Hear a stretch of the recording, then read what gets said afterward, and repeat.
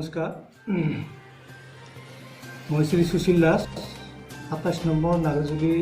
Non ST পৰিষদীয় সমষ্টিৰ PPL দলৰ এজন কেণ্ডিডেট।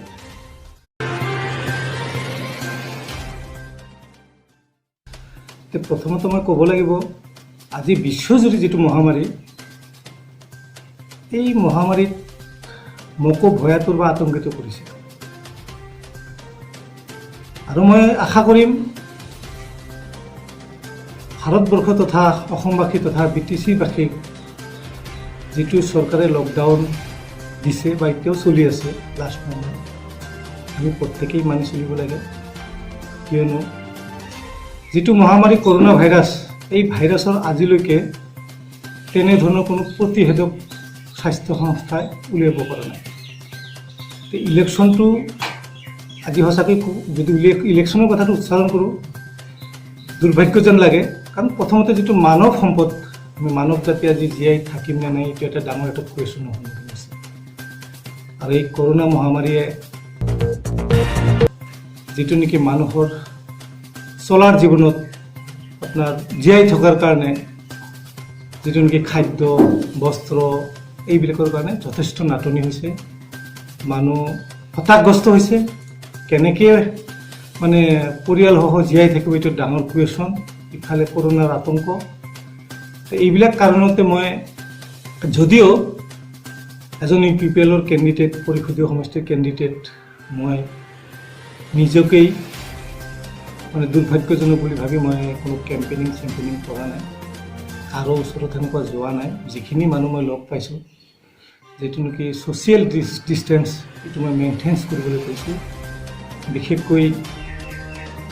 যিটো নেকি গাঁও অঞ্চলত, বিশেষকৈ আমাৰ গাঁও অঞ্চল জেগা, সেই গাঁও অঞ্চলত সৰু সৰুকৈ চোৱা ল'ৰা ছোৱালীবোৰে যাতে একেলগত খেলিব নোৱাৰে, খেলা ধূলা কৰিব নোৱাৰে, বা হাত ভালকৈ চাবোনেদি ধুই, এইবিলাক যিখিনি জানো সেই হিচাপে হয়তো পৰামৰ্শ আগবঢ়াইছিলোঁ। তো এতিয়ালৈকে আমাৰ BTD অঞ্চল মহামাৰীৰ পৰা কণ্ট্ৰলত আছে। সেইটো আমি ভগৱানক শলাগ ল'ব লাগিব, বা আমাৰো সচেতন আছে, স্বাস্থ্য বিভাগৰো সচেতন আছে বুলি মই ভাবোঁ। তো যিয়ে নহওক, এতিয়া যিহেতু আপোনালোকে সুধিছে মই ক'ব লাগিব, মই সুশীল দাস বহুদিন জাতীয় সংগ্ৰামৰ লগত জড়িত হৈ অহা ব্যক্তি, আপোনালোকে জানে। মই ইয়াতে নাগাজুলি সমষ্টিত তাৎক্ষণিকভাৱে মোক হয়তো প্ৰাৰ্থিত্ব প্ৰক্ষেপ কৰা হৈছে। ৰাজনৈতিক প্ৰেক্ষাপটত মই হয়তো খন্তেকভাৱে আহিলোঁ, কিন্তু মোৰ মূল উদ্দেশ্য এই অঞ্চলৰ পৰা দুৰ্নীতিমুক্ত এটা সমাজ গঢ়িব লাগে। সেই সূত্ৰে মই সুদীৰ্ঘ নিখিল বড়ো ছাত্ৰ সন্থাৰ লগত NDFB প্ৰগ্ৰেছিভৰ হৈ প্ৰেছাৰ গ্ৰুপ হিচাপে পিপল জইন একশ্যন কমিটি হিচাপে দিল্লীৰ লগত মই মাত মাতি আহিলোঁ। এটা শুভ লক্ষণ। যোৱা ২৭ জানুৱাৰীৰ পৰা এই অঞ্চলত এটা অস্ত্ৰমুক্ত সমাজ আমি মানে পালোঁ। আৰু যিবিলাক হয়তো আমাৰ সদাশয় ব্যক্তিসকলে হয়তো অস্ত্ৰ হাতত তুলি লৈছিলে, কিন্তু তেওঁলোকেও আজি এই অঞ্চলৰ উন্নয়ন, ভাতৃত্ববোধ ৰক্ষাৰ ক্ষেত্ৰত তেওঁলোকেও ৰাজনৈতিক প্লেটফৰ্মত আহি গৈছে। এইটো আমাৰ কাৰণে, এই অঞ্চলবাসীৰ কাৰণে শুভ লক্ষণ। এইমাত্ৰ আপুনি দুৰ্নীতিৰ কথা ক'লে, তাৰমানে এই যে আপোনাৰ ২৭ নম্বৰ নাগাজুলি সমষ্টিত BPFৰ দিনত আগতে আছিলে প্ৰবীণ বিশ্বাসে মানে ৯ বছৰ শাসন কৰিছে, আৰু এতিয়া বৰ্তমান ধৰ্মনাৰায়ণ দাস। তেখেতসকলে তাৰমানে দুৰ্নীতি কৰা বুলি আপোনাৰ মনে কৈছে? এতিয়া বিশেষকৈ BTC চুক্তি হোৱাৰ পিছত যিটো 10 বছৰ মোৰে বন্ধুবোৰ আছিল, এটা সময়ত হয়তো BTF কৰিছিলে ৰবীন বালা বিশ্বাস। এই অঞ্চলৰ বেংগলী ৰাইজে, বিশেষকৈ ময়ো তাত হয়তো তেখেতক জিকাই লোৱাৰ ক্ষেত্ৰত নেতৃত্ব প্ৰদান কৰিছিলোঁ। এই অঞ্চলৰ বেংগলীসকলে নতুনত্ব BTC হোৱাৰ পিছত, যিহেতু আমাৰ বেংগলীসকলৰ নিজস্ব ৰাজনৈতিক দল নাই, এনেকুৱা এটা ভাবিছিলে জাতীয় সংগঠনত কাম কৰি অহা ৰবীন বালা বিশ্বাসক যদি আমি ইয়াৰ পৰা নিৰ্বাচিত কৰিব পাৰোঁ, এই অঞ্চলৰ যিটো নেকি মানে দুৰৱস্থা, ৰাস্তা ঘাট বা যিটো উন্নয়নৰ দুৰৱস্থা, এই দুৰৱস্থাটো 100% নহ'লেও মোটামুটি 60-70% ইয়াত মানে উন্নয়ন হ'ব। কিন্তু দেখা গ'ল ৰবীন বালা বিশ্বাসক জিকুৱাই পঠালে, তেখেতে 10 বছৰ ইয়াত ৰাজত্ব কৰিলে। আজি আপোনালোকে চাব, বিশেষকৈ মেইন এটা PWD ৰোড, যিটো নেকি কুমাৰীকাটা নেশ্যনেল হাই ৰোডৰ পৰা গোৱাবাৰীলৈকে অহা ৰোড, দুখন ব্ৰিজ আছে, মোটামুটি ধৰক আপোনাৰ 15 কিলোমিটাৰ সংলগ্ন একটা PWD ৰোড। এই ৰোডটোৰ যিটো দুৰৱস্থা আপোনালোকে মানে দেখিবলৈ পাইছে, ৰাইজেও দেখিছে। সেই ৰোডটোতে প্ৰমাণ কৰে যে যিজন জনপ্ৰতিনিধি ৰবীন বালা বিশ্বাস 10 বছৰে কাৰ্যকাল মানে কটালে BTC-ত তাতেই উদঙাই পৰে যে যদি এখন মেইন ৰোড যদি তেখেতে কৰিব পৰা নাই তেতিয়াহ'লে ইয়াতে উন্নয়নৰ কাৰণে কোনজন ব্যক্তি ইয়াত আহি ওলাব কওক আপুনি য'ত নেকি বাহিৰা মানুহ ভাল এজন মানে মানুহ বা অফিচাৰ ইয়াত আহিবলৈ ভয় কৰে ৰাস্তাৰ কাৰণে আহিব নোৱাৰে আহিলে ওলাই যাব নোৱাৰে দুখন নদীত পানী আহিলে তাত ইয়াতে থাকিব লাগিব কাৰোবাৰ ঘৰত এনেকুৱা অৱস্থা যদি মানুহ ইয়াত যদি প্ৰৱেশ কৰিব নোৱাৰে উন্নয়ন কেনেকুৱা হ'ব আজি আপোনালোকে চাওক লিষ্টটো হয়তো মই আজি অনা নাই এনেকুৱা চাব বহুতৰ এককটা পৰিয়ালৰ দুবাৰকৈ আয়ে ঘৰ চেংচন দিয়া হৈছে কিন্তু এটা ঘৰো হোৱা নাই কেনেকুৱা খাইছে আৰু এই অঞ্চলত যিটো ৰাস্তা ঘাটৰ যিটো দুৰৱস্থা মানে একেবাৰেই মানে যিটো নেকি ঘৃণনীয় আৰু কি লজ্জাজনক বিষয় বেংগলী সমাজৰ কাৰণে উত্তৰ পূৰ্বাঞ্চলত এটাই জেগা সেইটো হ'ল কাউলি ফেমাছ কাউলি বুলি ক'লে ইয়াত বেংগলীৰ কেপিটেল বুলি কোৱা হয় আজি সেই বেংগলী এৰিয়াত বেংগলী জনপ্ৰতিনিধি এৰিয়া এটা থাকাত বেংগলী বিলাকৰ এনেকুৱা দুৰৱস্থা না ইয়াত আয়ৰ ঘৰ হৈছে না চাকৰি হৈছে না ৰাস্তা ঘাট হৈছে না জব কাৰ্ডৰ ঠিক আছে না বৃদ্ধ পেঞ্চনৰ মানুহে পাইছে বৃদ্ধ পেঞ্চনৰ মানে ওলাই খোৱা ৰেকৰ্ড এনেকুৱা বহুত ধৰণৰ আছে জনপ্ৰতিনিধি স্পষ্ট কৰা আৰু যিজন জনপ্ৰতিনিধি আজি তেখেতৰ মাত্ৰ পাৱাৰ কেন্দ্ৰিক ৰাজনীতি এনেকুৱা এটা অসমৰ দল নাই মাত্ৰ যিটো নেকি বদৰ উদ্দিন আজমলৰ AIUDPF ৰাজনৈতিক দলত তেখেতে জইন কৰা নাই তেখেতে কংগ্ৰেছ কৰিছে অৱৰো কৰিছে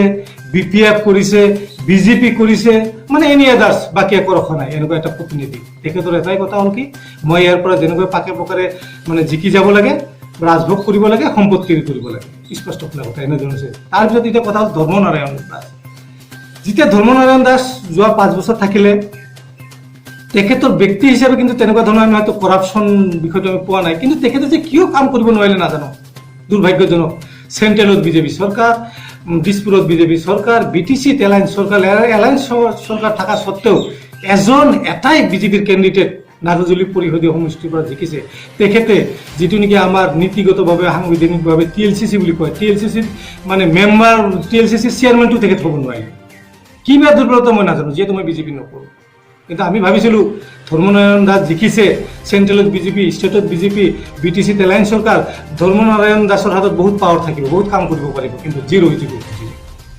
তেখেতে মই কোৱা কথা নহয় ৰাইজৰ পৰা যদি আপোনালোকে হয়তো মেছেজবিলাক লৈ আপোনালোকে গম পাব তেখেতে বোধ হয় আয়ে ঘৰ এটাও দিব পৰা নাই বাকীটো বাদ দিয়ে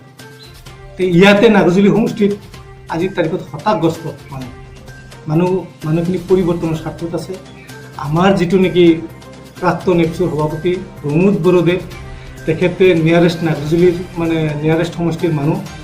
পাব্লিকৰ এটাই কথা যিটো নেকি মই কৈ গ'লোঁ কাউলি টু গুৱাবাৰী ৰাস্তা বা এই অঞ্চলৰ বিশুদ্ধ খোৱা পানীৰ কথা আপুনি চাওক ইয়াতে গুৱাবাৰীৰ মানুহ আপোনালোকে গম পাব গুৱাবাৰীত পানীত এনেকুৱা অৱস্থা আজিও নিজৰৰ পৰা মানুহ পানী খায় এই বিকশিত ডিজিটেল ইণ্ডিয়া বুলি ক'ব লাগিব সেই দিনত আজি মানে নদীত গাৰা খান্দি পানী চাফা কৰি তাৰ পৰা আনি পানী খায় তেওঁলোকে প্ৰমোদ বড়োৰ এনেকুৱা ধৰণৰ যিটো নেকি দূৰদৰ্শিতা বা শৈক্ষিক দিশত যিটো নেকি তেখেতৰ মনোনিৱেশ বা উন্নয়নৰ যিটো নেকি মনোনিৱেশ যিটো নেকি BTR চুক্তিত তেখেতে মানে চুক্তি কৰি যিবিলাক হয়তো আঁচনি আনিবলৈ পাৰিলে সেই আঁচনিবিলাক ইয়াতে সম অধিকাৰ সম উন্নয়নৰ বিকাশৰ ইয়াতে যিহেতু ইষ্টাব্লিছ হ'ব সেই আশাত কিন্তু এইবাৰ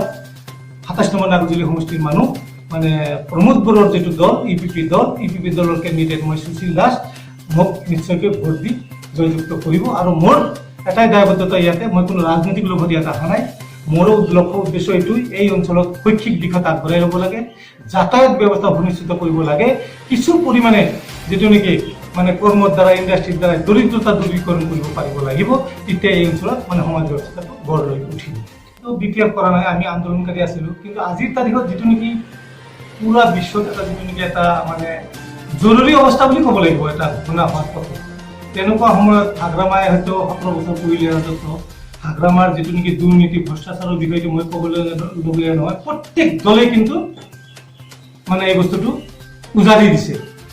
ইভেন কি এটা সময়ত BJPও দিছে কংগ্ৰেছেও দিছে প্ৰত্যেকেই দিছে হাগ্ৰামাৰ কাৰ্যকালৰ দিনত যে মানে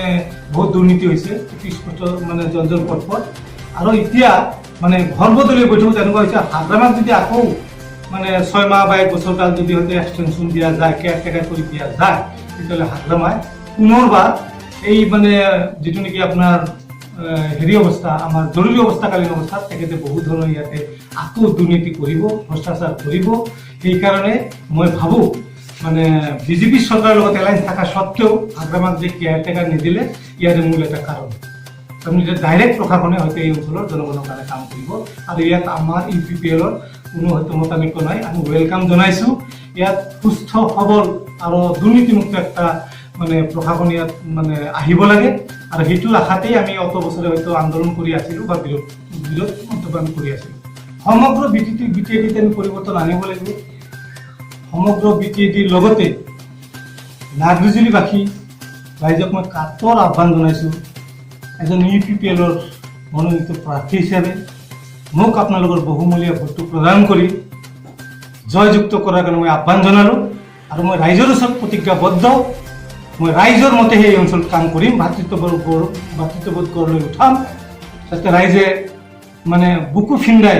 এজন জনপ্ৰতিনিধিৰ ওচৰত যাব পাৰে কথা ক'ব পাৰে এইখিনি আশ্বাস প্ৰদান কৰি মোৰ বক্তব্য